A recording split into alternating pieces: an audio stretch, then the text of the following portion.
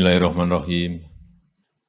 Assalamualaikum warahmatullahi wabarakatuh. Waalaikumsalam warahmatullahi wabarakatuh. Selamat pagi, salam sejahtera bagi kita semuanya. Om Swastiastu, Namo Buddhaya, salam kebajikan. Yang saya hormati Wakil Presiden Republik Indonesia ke-6, Bapak Tri Sutrisno, yang saya hormati Ketua Umum LVRI, Bapak Majen TNI Saiful Sulun, dan yang saya hormati Ibu Ketua PIVERI, Ibu Femi Iman Lazar, yang saya hormati para Menteri Kabinet Indonesia Maju yang hadir, Pak Menko Polhukam, Pak Menteri Pertahanan, Bu Menteri Sosial, yang saya hormati Kapolri, beserta seluruh jajaran TNI dan Polri yang hadir, yang saya hormati para senior, Bapak Subroto, Ibu Ayani,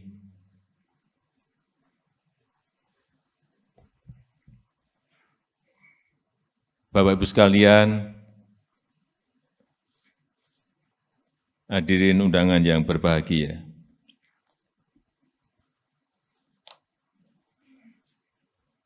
Pertama-tama kami,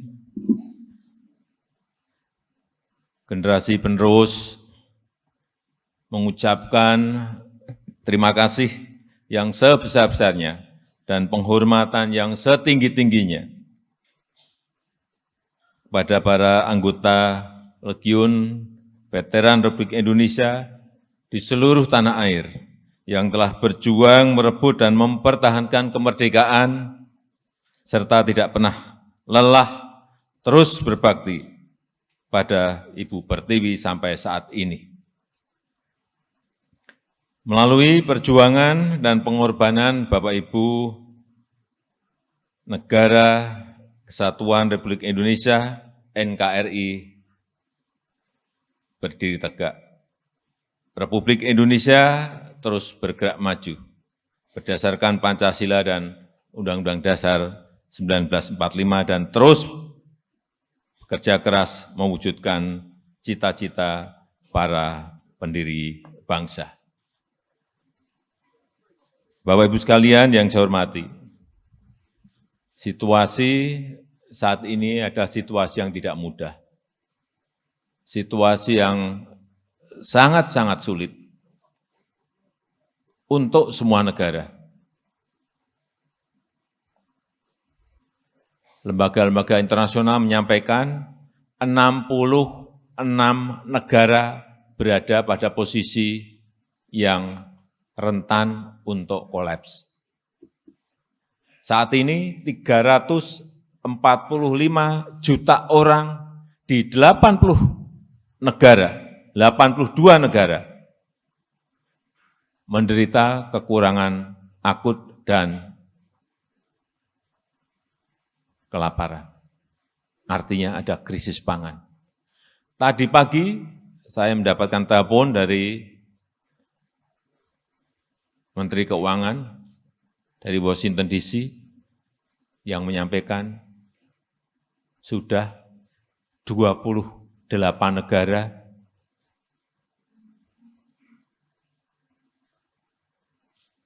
antri masuk sebagai pasien IMF. Inilah kondisi yang apa adanya harus saya sampaikan. Artinya pandemi yang melanda semua negara itu mengakibatkan ekonomi global ini ambruk. Ditambah perang Rusia dan Ukraina. Sehingga krisis pangan, krisis energi, dan krisis keuangan sekarang ini mengintip semua negara. pada saat saya bertemu dengan Presiden Ukraina, dengan Presiden Rusia, Presiden Putin, di Kiev, 1,5 jam saya berbicara dengan Presiden Zelensky. Kemudian 2,5 jam saya di Moskow, di Rusia, berbicara dengan Presiden Putin. Keinginan kita sesuai dengan amanat konstitusi, ikut dalam rangka menjaga perdamaian dunia. Tapi dari pembicaraan 1,5 jam plus 2,5 jam, saya menyimpulkan perang tidak akan usai dalam waktu yang dekat, masih panjang. Dan inilah yang menyebabkan ketidakpastian ekonomi global. Tetapi patut kita syukuri, sebagian di negara Eropa sudah mulai masuk ke resesi, ini nanti masuk ke winter, mereka akan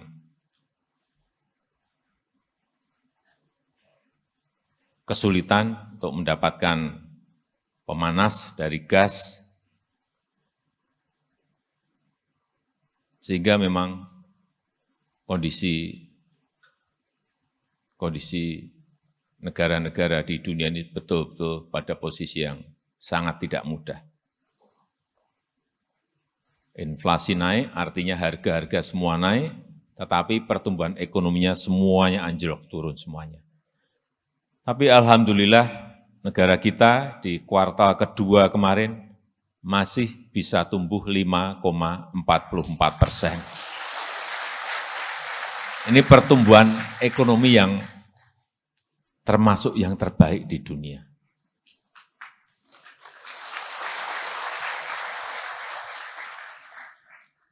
Karena hal-hal yang fundamental, reformasi struktural, reformasi birokrasi terus kita jalankan.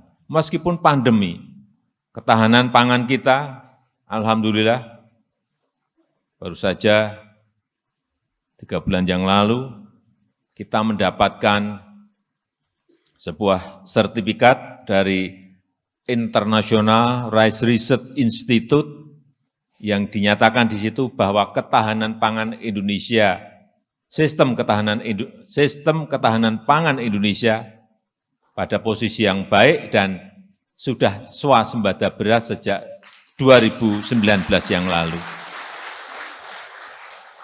Ini yang harus terus kita tingkatkan, sehingga keamanan pangan di dalam negeri bisa terus kita jaga, dan kalau bisa kita tingkatkan, sebagian bisa kita pakai untuk membantu negara-negara lain, yaitu kita ekspor. Karena posisinya dengan perang Rusia-Ukraina, ini ada gandum 207 juta ton berhenti di 2 negara ini. Saya tanya ke Presiden Zelensky saat itu, ya kami punya stok di gudang, itu 22 juta ton. Dan panen di bulan ini ada 55 juta ton, artinya 77 juta ton ada di Ukraina. Waktu diskusi dengan Presiden Putin, beliau juga menyampaikan kami punya stok 130 juta ton. 130 ditambah 77 berarti 207 juta ton berhenti di kedua negara karena perang. Sehingga Afrika dan negara-negara lain yang membutuhkan gandum semuanya berada pada posisi kesulitan dan harganya naik. Inilah kondisi yang kita semuanya harus menyadari dan bersyukur bahwa urusan pangan di negara kita dapat kita kelola, kita kendalikan dengan baik, sehingga tetap terjaga baik stabilitas harga maupun pasokan stoknya. Kemudian hal fundamental yang paling penting, yang ini akan memberikan sebuah daya saing yang baik bagi negara kita kalau berkompetisi dengan negara-negara yang lain, yang sudah juga sering saya sampaikan, yaitu infrastruktur. Tanpa itu jangan kita bermimpi bisa bersaing dengan negara-negara lain. Sehingga kenapa jalan kita bangun, bandara kita bangun, pelabuhan kita bangun, bendungan kita bangun, irigasi kita bangun secara masif, karena memang kita ke depan ini akan bersaing dengan negara-negara lain. Dan ini ada hal yang fundamental, meskipun mungkin awal-awal sakit, tetapi dalam jangka 5-10 tahun yang akan datang akan kelihatan manfaat dari pembangunan yang kita lakukan pada hari ini. Termasuk yang ketiga adalah hilirisasi, industrialisasi, yang juga sudah sering saya sampaikan. Hilirisasi itu apa sih? Kita ini sudah 77 tahun merdeka, selalu bahan mentah yang kita ekspor. Nikel mentahan kita ekspor, tembaga mentahan kita ekspor, minyak kita ekspor dalam bentuk mentahan, tidak diolah. Timah kita ekspor, kelapa sawit CPO kita ekspor, tapi tidak dalam bentuk barang setengah jadi atau barang jadi. Sehingga nilai tambah itu ada di negara lain. Pembukaan lapangan kerja juga adanya di negara lain, karena mereka yang mengindustrikan. Inilah yang secara konsisten akan kita lakukan. 3 tahun yang lalu sudah kita stop nikel, stop. Kita digugat oleh negara EU, Uni Eropa ke WTO, sampai sekarang belum selesai. Karena kita stop, menurut aturan, kata mereka nggak boleh digugat. Ya kalau kita digugat, kemudian kita takut dan tidak berani terus maju, ya akan terus-menerus seperti yang dulu-dulu, mentahan terus yang kita ekspor. Gugat ya gugat, kita hadapi. Digugat itu bisa menang, bisa kalah. Kalah ya nggak apa-apa, banding lagi kita. Inilah yang secara konsisten akan terus kita lakukan. Stop nikel, tahun depan stop timah, tahun depan stop tembaga. Karena nilainya tambahnya ada di dalam negeri. Saya berikan contoh nikel. Waktu diekspor dalam bentuk mentahan, kita hanya mendapatkan nilai 15 triliun. Setelah diekspor dalam bentuk setengah jadi dan barang jadi, nilainya menjadi 360 triliun. Dari 15 triliun menjadi 360 triliun. Baru satu barang. Kalau barang yang lain, tembaga nanti begitu ini smelter digresik selesai. Ini juga sama, stop. Tidak ada lagi yang namanya ekspor tembaga. Semuanya harus dikerjakan jadi barang jadi di negara kita Indonesia. Saya baru saja ke Tembagapura melihat Freeport, dan perlu saya sampaikan kepada para senior, para sesepuh, bahwa Freeport sekarang ini mayoritas sudah milik Indonesia, bukan milik perusahaan Amerika lagi. Karena sebelumnya kita hanya diberi 9,3%. 3 tahun kami negosiasi, sangat alot sekali, dan kita sekarang sudah memegang mayoritas 51%. Saya dulu-dulu nggak mau ke Freeport karena itu bukan milik kita, tetapi sekarang saya ke Freeport karena jelas itu sudah menjadi milik BUMN kita, artinya milik pemerintah Indonesia. Dan juga yang saya senang waktu ke sana saya cek, ini karyawannya. Saya dengar banyak yang bule, enggak Pak, Sekarang 98% itu adalah Indonesia. Dan yang saya senang lagi, 40% itu adalah Papua. Masyarakat Papua. Ini ada sebuah transformasi teknologi, ada sebuah transformasi ekonomi yang kadang-kadang kita nggak sadar. Saya baru sadar setelah masuk ke sana, baru sadar bahwa ini transformasi ekonomi yang kita lakukan. Kalau ini konsisten kita terus lakukan, tanpa kita takut digugat, tambah nilai tambah nanti akan melompat. Saya suruh ngitung kemarin Bu Menteri Keuangan, coba dihitung. Kita dari Freeport ini dapat berapa sih? Dulu ya dapat dividen 9% tadi. Sekarang kita dapat dividennya 51%, dapat pajaknya jelas lebih besar, dapat penerimaan negara bukan pajak PNBP lebih besar, kemudian dapat biaya ekspor juga lebih besar. Setelah dihitung-hitung dari pendapatan mereka, kita 70% itu masuk ke negara. Dari yang sebelumnya hanya dividen 9%.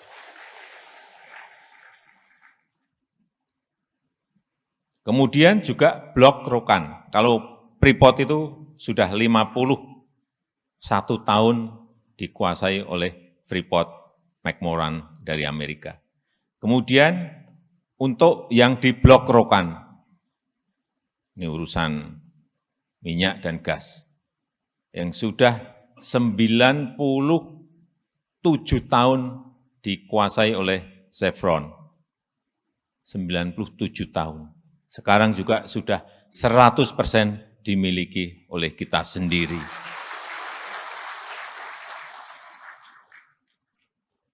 Saya belum ngecek ke sana. Kan dalam bulan-bulan ke depan saya ingin cek apakah ada peningkatan produksi, peningkatan income dari pengambil alihan seperti ini. Saya yakin sekarang anak-anak muda kita, SDM kita, saya merasa sudah siap dalam pengambil alihan seperti itu. Ini akan terus kita lakukan sehingga target dari yang sudah kita hitung nanti di tahun 2030-an Indonesia akan masuk nomor 7 GDP yang paling besar dunia. Dan pada saat Indonesia emas, hitungan kita sudah masuk ke 4 besar atau 5 besar ekonomi dunia. Asal konsistensi ini terus kita jaga.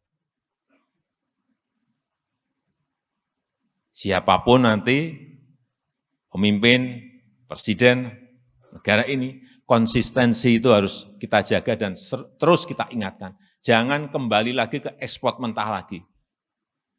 Hati-hati, kita semuanya harus mengingatkan ini. Meskipun sekali lagi kita digugat. Tapi kalau kita digugat, ragu-ragu dan mundur lagi, kapan lagi kita akan bisa menikmati komoditas-komoditas yang dan kekayaan alam yang dimiliki oleh negara kita. Saya rasa itu yang ingin saya sampaikan dalam kesempatan yang baik ini. Dan dengan mengucap Bismillahirrahmanirrahim, pada siang hari ini saya resmikan pembukaan Kongres ke-12 Legiun Veteran Republik Indonesia LVRI dan Munas ke-11 Persatuan Istri Veteran Republik Indonesia PVRI. Terima kasih. Wassalamualaikum warahmatullahi wabarakatuh.